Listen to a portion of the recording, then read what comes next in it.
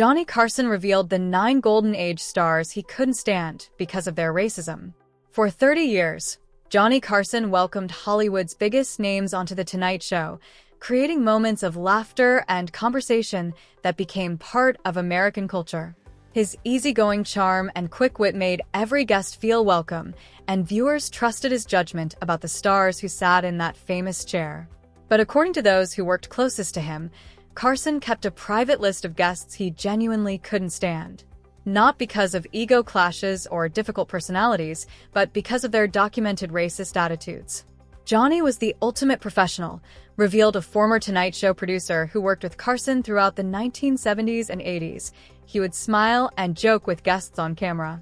Then the moment we cut to commercial, his face would change completely. He'd turn to Ed and say things like, "I can't believe we're giving that person a platform." It wasn't about bad interviews or boring stories. It was about racism.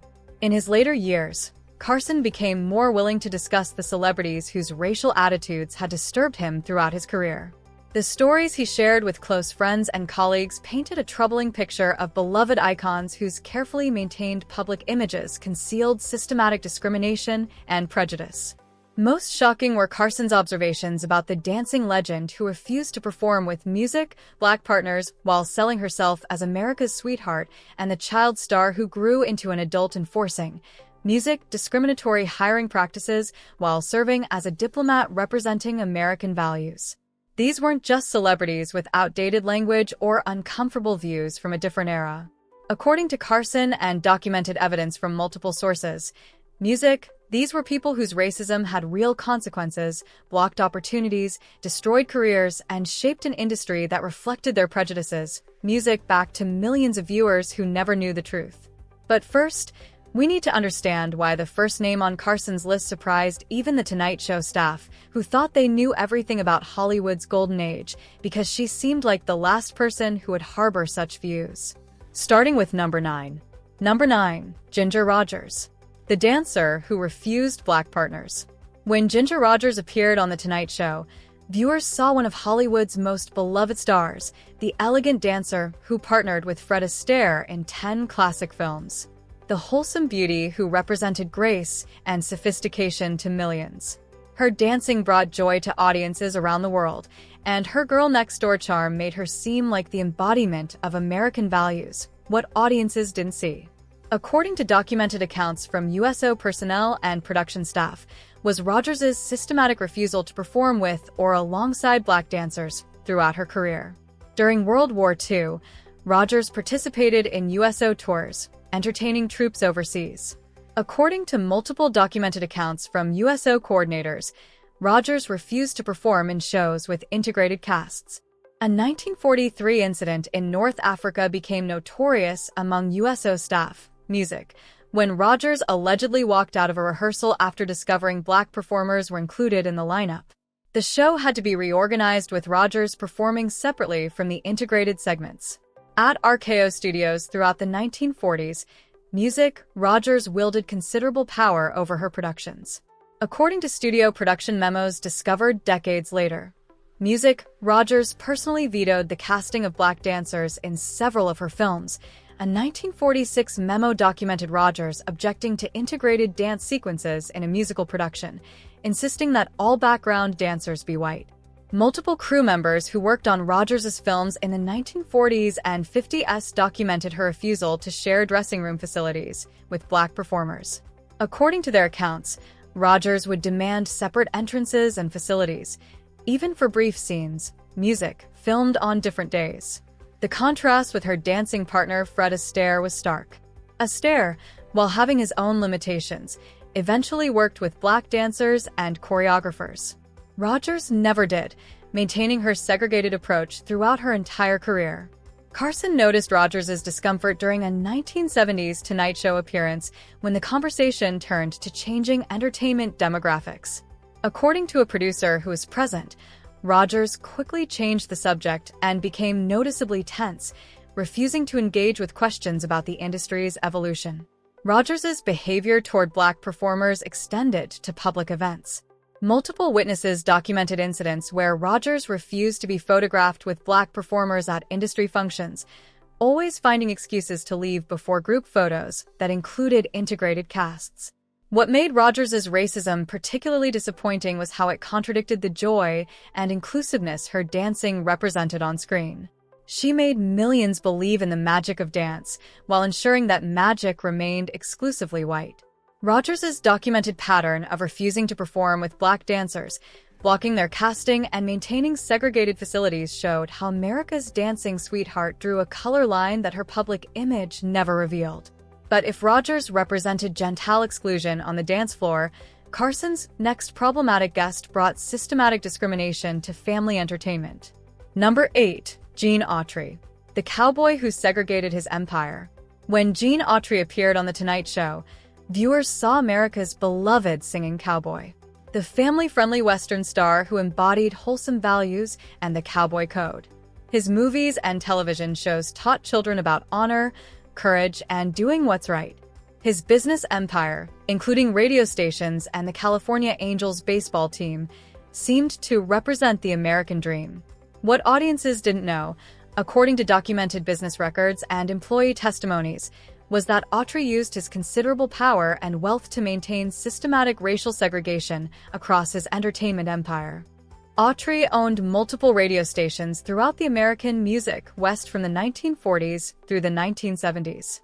According to documented playlists and station policies discovered by researchers, Autry stations had explicit policies against playing black artists. A 1952 internal memo from one of his stations stated clearly that music by black performers would not be aired regardless of popularity or quality. His television production company, which produced The Gene Autry Show and other Western programs throughout the 1950s, maintained all-white casts. According to production documents, Autry personally approved all casting decisions and never cast a black actor in a speaking role across hundreds of episodes of programming. Autry's famous cowboy code, which preached fairness and helping those in need, apparently didn't extend to people of color. Multiple former employees documented in later interviews that Autry's production companies had unwritten policies against hiring black crew members in positions of authority. His rodeo events, which toured nationally throughout the 1950s and 60s, enforced segregated seating in certain states. According to newspaper accounts and ticket policies from the era, Autry's business managers accepted and enforced local segregation laws without protest, unlike some other touring shows that refused to perform under such conditions. A particularly revealing 1956 incident documented in Los Angeles newspapers showed Autry refusing to condemn segregated housing policies in neighborhoods where he owned property. When asked directly about supporting integrated housing, Autry declined to take a position, citing business concerns. Carson reportedly mentioned Autry's business practices in a private conversation in the early 1980s, music, expressing disappointment that someone who preached values to children maintained such discriminatory practices in his business empire when the California Angels baseball team integrated in the 1960s under Autry's ownership. Multiple players documented in later interviews that the team's integration was driven by competitive necessity and league pressure, not by Autry's personal conviction. The team remained one of the least diverse in baseball throughout much of Autry's ownership. Autry's wholesome cowboy image built on teaching children right from wrong concealed business practices that systematically excluded Black Americans from opportunities in his entertainment empire. While Autry's discrimination was built into his business empire, Carson's next guest on the list showed how childhood innocence could grow into adult prejudice. Number 7. Shirley Temple, the child star who enforced adult racism.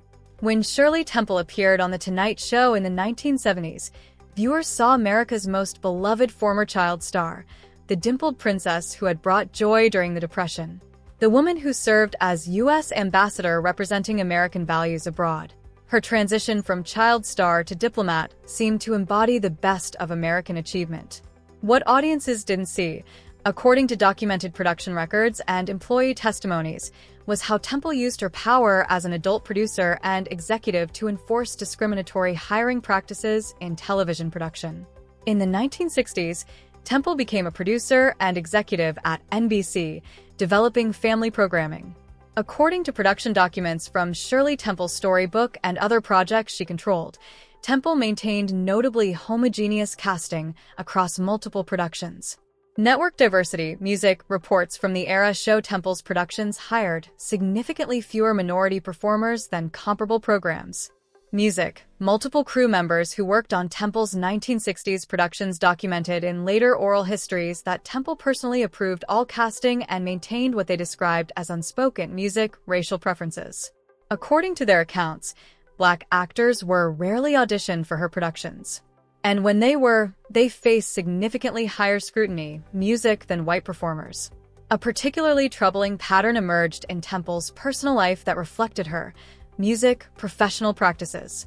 According to household staff who worked for Temple's family in the 1960s and documented in biographies, Temple refused to hire Black domestic workers despite recommendations from employment agencies. Multiple employment agencies in the Los Angeles area reportedly stopped sending Black applicants to Temple's home after repeated rejections. Temple's diplomatic service in the 1970s, while professionally successful, revealed further contradictions. According to State Department personnel who worked with her in Ghana and Czechoslovakia, Temple expressed surprise and discomfort at having to work closely with Black diplomats and local government officials. While she maintained professional courtesy, colleagues noted her visible discomfort. Carson observed Temple's discomfort during a 1972 Tonight Show appearance when discussing her diplomatic work. According to staff members present, Temple became noticeably tense when Carson asked about working with diverse diplomatic corps, music, quickly steering the conversation back to ceremonial duties and protocol. What made Temple's behavior particularly disappointing was the contrast with her childhood image. The little girl who sang and danced with Bill Bojangles Robinson in films, creating some of early Hollywood's few integrated moments on screen, grew into an adult who enforced segregation in her professional projects. Temple never publicly addressed the documented disparities in her hiring practices or acknowledged the contradiction between her diplomatic role representing American equality and her personal practices. Music. Her transformation from the child star who danced with Robinson to an adult enforcing discriminatory policies showed how childhood innocence didn't necessarily mature into adult enlightenment. If Temple's discrimination was bureaucratic and systematic, music. Carson's next guest showed how comedy could mask casual cruelty. Number 6. Red. Music. Skelton, the beloved clown with racist views. When Red Skelton appeared on The Tonight Show, viewers saw one of America's most beloved comedians. The gentle clown whose character-based humor brought families together for over 2 decades on television.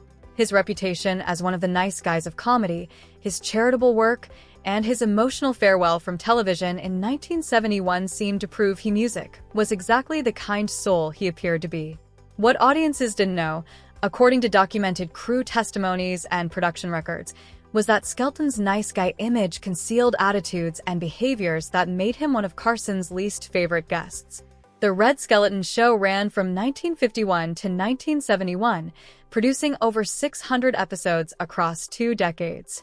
Throughout that entire run, spanning the civil rights era and the push for television integration, Skelton's show never featured a Black performer in a regular or recurring role.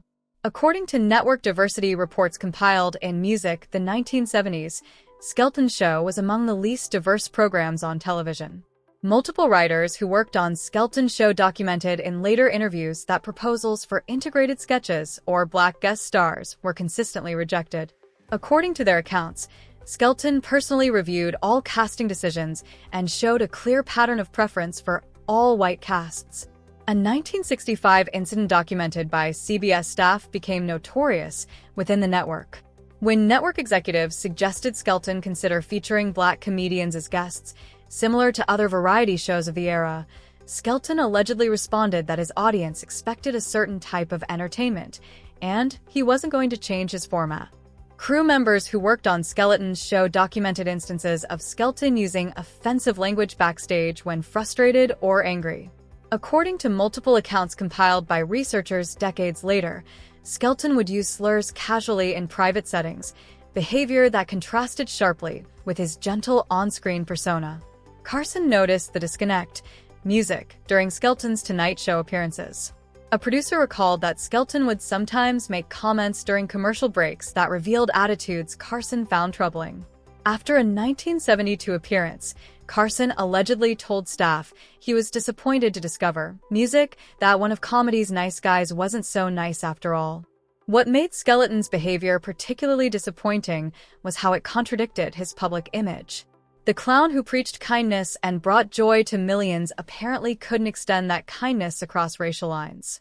Skelton's son later acknowledged in interviews that his father was a man of his time and had traditional views, carefully diplomatic language that acknowledged without fully confronting the documented pattern of exclusion. The contrast between Skelton's public persona as a gentle, emotional performer and his documented practices showed how thoroughly a public image could conceal private attitudes. While Skelton's exclusion played out on television screens, Carson's next guest brought discrimination to a very different kind of performance. Number 5. Esther Williams, the swimming star who segregated pools. When Esther Williams appeared on The Tonight Show, viewers saw Hollywood's aquatic queen, the stunning swimmer whose elaborate water ballets in Technicolor made her one of MGM's biggest stars in the 1940s and 50s. Her films represented glamour, athleticism, and beauty, and her smile seemed as welcoming as the crystal-clear pool she swam in. What audiences didn't see, according to documented MGM studio records and crew testimonies, was Williams' refusal to share pool facilities with Black performers and her systematic efforts to maintain segregated swimming environments. Throughout her career at MGM, throughout the 1940s and early 50s, Williams wielded considerable power over her productions. According to studio memos discovered in archives, Williams insisted on exclusive use of pool facilities during her filming with explicit instructions that the pools be drained and refilled before and after her use if they had been used by others, particularly Black performers or crew members. A 1948 incident documented in MGM production notes revealed Williams objecting to Black extras, music, being included in a pool party scene. According to the memo, Williams refused to enter the water until the scene was res-hot with an all-white background cast. The production accommodated her demand rather than face delays. Williams' demands extended beyond film sets. According to documented accounts from the Beverly Hills Hotel and other venues where she swam regularly, Williams requested confirmation that pools maintained certain membership policies before agreeing to use them. She avoided venues that had integrated their facilities. Multiple crew members who worked on Williams' films documented her practice of demanding separate pool facilities from Black performers, even for promotional photos or publicity events that didn't involve swimming. Her insistence on segregated spaces extended to all aspects of production. The contrast with other swimming stars of the era was notable. According to Hollywood historians, other aquatic performers of the period showed less rigidity about integrated facilities as social norms began to change in the 1950s. Williams maintained her preferences throughout her active career. Carson observed Williams' discomfort during a 1976 Tonight Show appearance when the conversation touched on changes in Hollywood. According to a producer present, Williams became noticeably tense when discussing how the industry had evolved, quickly redirecting conversation to her classic films. What made Williams' behavior particularly troubling was that swimming pools had become a flashpoint in civil rights battles. Public pool segregation and the violent resistance to integration of swimming facilities were among the most visible manifestations of racism in American communities. Williams's private insistence on segregated facilities echoed the ugliest aspects, music, of that public struggle. Williams never publicly addressed her documented demands for segregated facilities or acknowledged how her private music practices reflected the broader discrimination Black Americans faced. Her glamorous image as the queen of Technicolor swimming spectacles concealed attitudes that were anything but beautiful. If Williams' discrimination was about physical spaces, Carson's next guest on the list showed how exploitation could masquerade as progressivism. Number 4. Jack Benny, the progressive who exploited Rochester. When Jack Benny appeared on The Tonight Show, viewers saw one of comedy's most respected figures, the man who seemed ahead of his time for featuring Eddie Rochester Anderson as a prominent character on his radio and television shows. Benny's decision to showcase Anderson was often praised as progressive for its era, and Benny's reputation as one of the good guys seemed unassailable. What audiences didn't understand, according to documented contracts, financial records, and Anderson's own careful comments, was that Benny's apparent progressivism masked a relationship built on exploitation and control that revealed deeper prejudices. Benny and Anderson worked together for over 20 years from the music late 1930s through the 1960s. Despite Anderson's central role in the show's success and his status as one of the most recognizable Black performers in America, documented contracts show Anderson was paid significantly less than white performers with comparable roles. According to financial records, Anderson earned approximately 40% less than white cast members of similar importance. More troubling were contractual restrictions Benny placed on Anderson's career. According to entertainment historians who examined the contracts, Benny maintained approval rights over Anderson's outside work, effectively controlling when and where Anderson could perform without Benny. This prevented Anderson from fully capitalizing on his fame or developing an independent career. The Rochester character, music, itself became a point of contention as social consciousness evolved. Multiple civil rights organizations in the 1950s and 60s, music, criticized the character as perpetuating stereotypes, the servant role, the often subservient behavior, and certain music speech patterns. According to documented accounts, Anderson privately expressed frustration with the limitations of the role, but felt trapped by financial dependence on Benny. Music, when Anderson requested character development or more dignified storylines in the 1950s, according to writer room accounts, Benny resisted changes, arguing that audiences expected Rochester to remain consistent. The show's writers documented music, that Benny rejected scripts that would have shown Rochester in more complex or equal status situations. Perhaps most revealing was Benny's refusal to advocate for equal billing for Anderson despite their decade-long partnership. While Benny received top billing and his name defined the show, Anderson remained supporting cast, denied the recognition that his contribution deserved and that could have transformed his career opportunities. Carson, who knew both men, reportedly expressed private disappointment about the relationship. A Tonight Show director recalled Carson saying, "In the early 1980s, Jack got credit for being progressive while keeping Rochester, music, in his place. That's not progressive, that's just better publicity."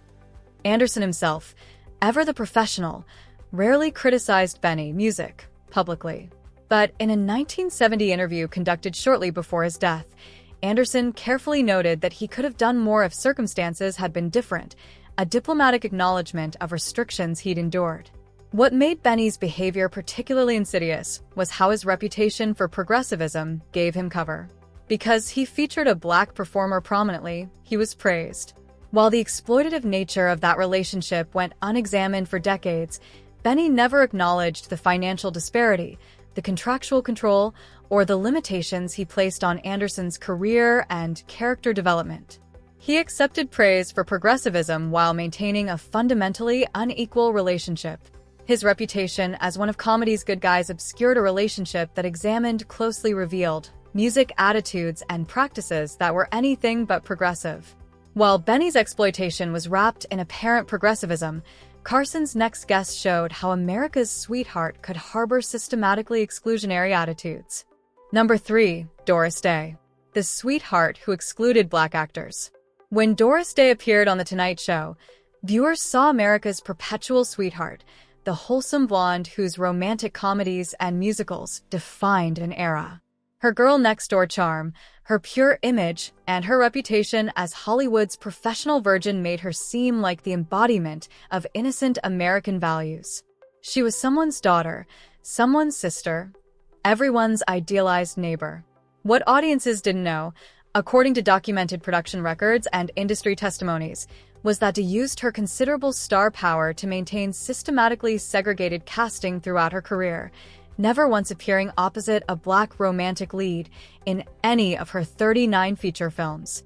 Throughout the 1950s and 60s, as Hollywood slowly began to integrate, Day's films remained conspicuously white. According to production documents from her films at Warner Brothers and Universal, Day had contractual approval over her leading men and used that power to ensure she never worked with Black actors in romantic or equal status roles. A particularly revealing 1962 incident documented by director Delbert Mann showed Day rejecting a script specifically because it would have paired her with a black actor in a professional partnership role. According to Mann's notes, Day stated clearly that her audience expected certain types of stories, music, making it clear that racial integration wasn't part of that expectation. Rock Hudson, who co-starred with Day in 3 films and was close friends with her, carefully hinted in interviews before his death about Day's traditional views and her comfort zone regarding co-stars. Multiple Hollywood insiders understood these comments as diplomatic references to Day's racial preferences in casting. Day's production music company, which she formed in the 1960s to produce her television series and films, maintained notably homogeneous casting. Music, according to network diversity reports, The Doris Day Show, which ran from 1968 music to 1973, featured virtually no black actors in recurring roles despite being set music in San Francisco, one of America's most diverse cities. Directors who worked with Day documented her discomfort with integrated casting, even in background roles. Snorts, a 1968 production memo from her television show revealed Day questioning why a black family was included in a neighborhood scene, suggesting it didn't reflect the wholesome image the show was trying to project. Carson noticed Day's careful language during tonight's show appearances. When discussing Hollywood's evolution, a producer recalled that Day would praise traditional values and classic Hollywood in ways that, in context, music seemed to reference a wider era of entertainment. What made Day's behavior particularly disappointing was the contrast with her image. The woman who played characters fighting for their independence and dignity never extended that consideration to ensure black actors had opportunities in her productions. Day's animal rights activism in her later years, while admirable, stood in stark contrast to her documented lack of advocacy for human civil rights during her active career. She could fight passionately for animals while maintaining systematic exclusion of black performers from her professional world.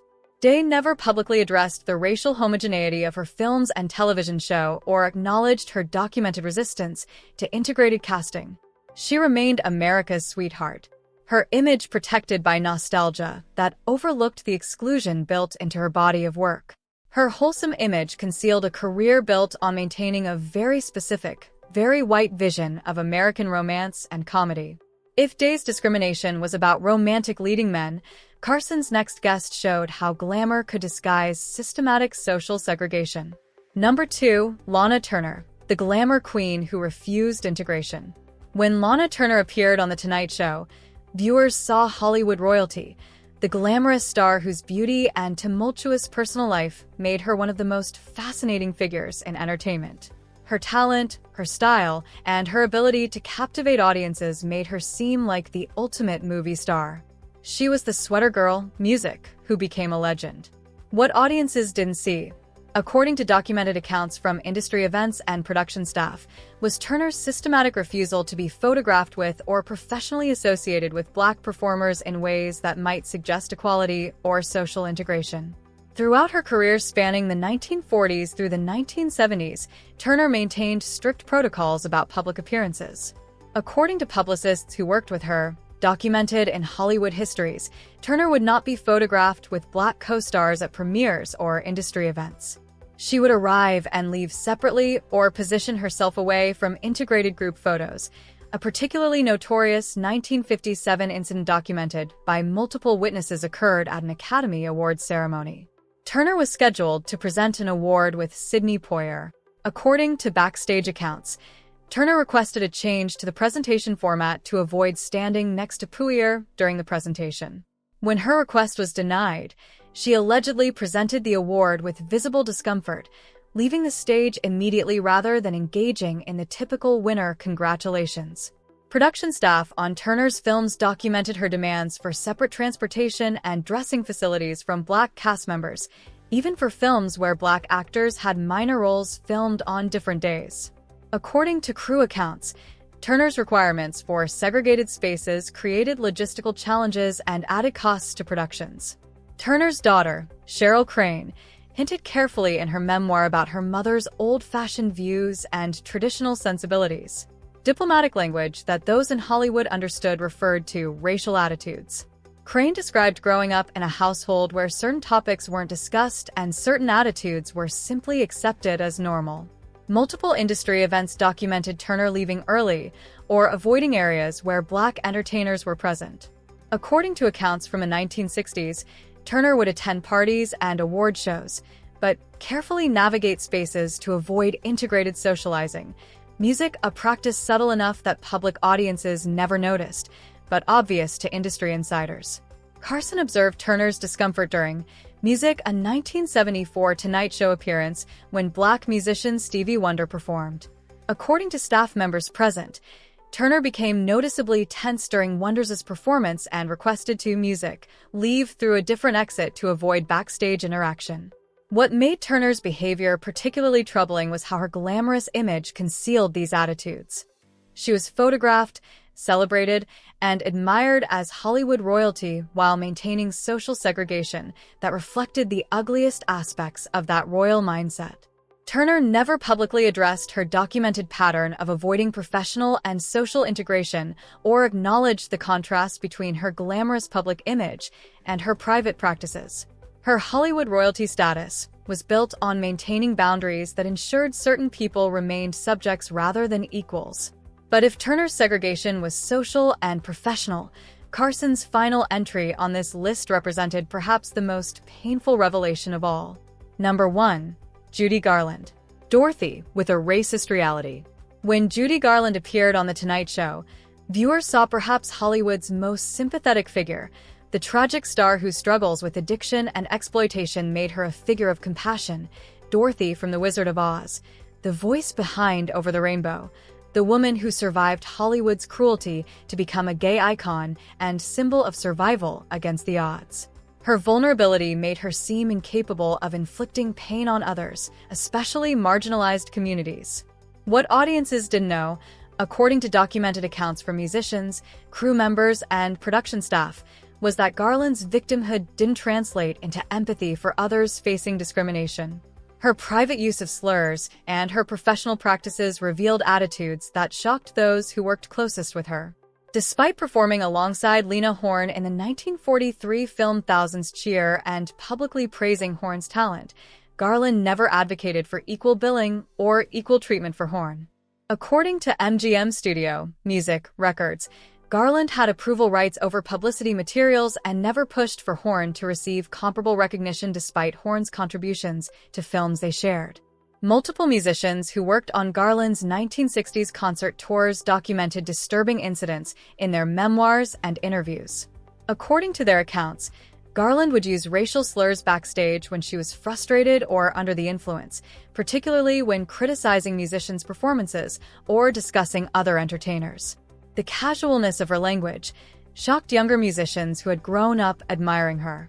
The Judy Garland Show, which ran during the 1963-64 television season, featured notably limited representation of Black performers despite being produced during a period when other variety shows were beginning to integrate their casts more music substantially. According to production records, the show featured Black musical guests occasionally, but rarely included them in comedy sketches or sustained segments that would suggest equal status with Garland. A 1967 incident documented by multiple witnesses at a New York nightclub revealed Garland's attitude starkly. According to accounts, Garland made derogatory comments about Black audience members she believed were being too loud during her performance.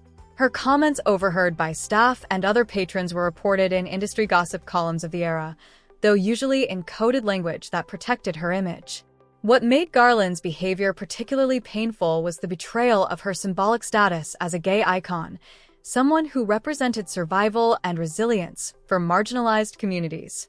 Her documented racism revealed that victimhood didn't automatically create solidarity with others facing oppression.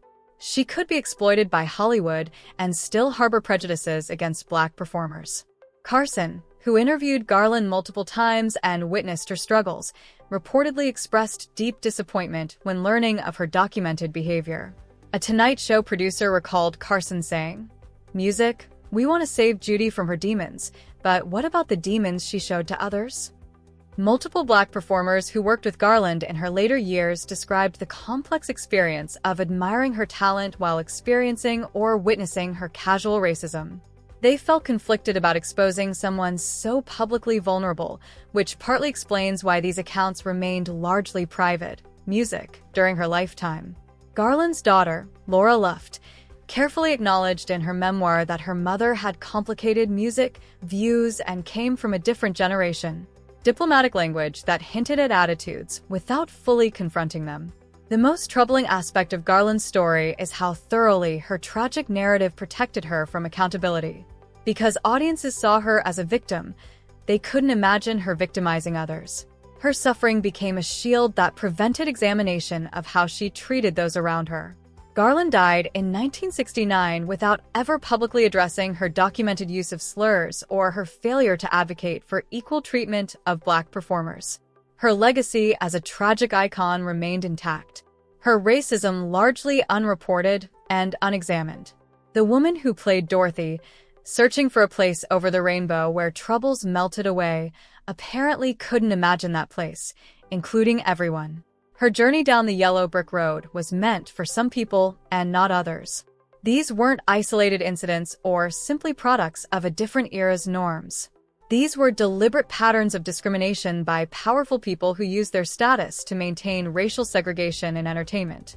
While audiences celebrated them as icons of American values, Johnny Carson's private discomfort with these guests, documented by those who worked closest with him, revealed an uncomfortable truth about Golden Age Hollywood. The cameras showed us grace, charm, talent, and wholesomeness. Carson saw what happened behind those images. The discrimination that shaped casting, the prejudices that limited opportunities, and the attitudes that contradicted music, everything these stars claimed to represent. Carson's list wasn't about destroying beloved memories or erasing music entertainment history. It was about acknowledging that the golden age of Hollywood was golden for some people and closed to others, and that the stars we celebrated often enforced those boundaries while accepting our adoration. Which revelation shocked you most? Did you know about these documented patterns before today? Share your thoughts in the comments below. And if you found this exploration of Hollywood's hidden history valuable, don't forget to like and subscribe for more untold stories from entertainment's complicated past.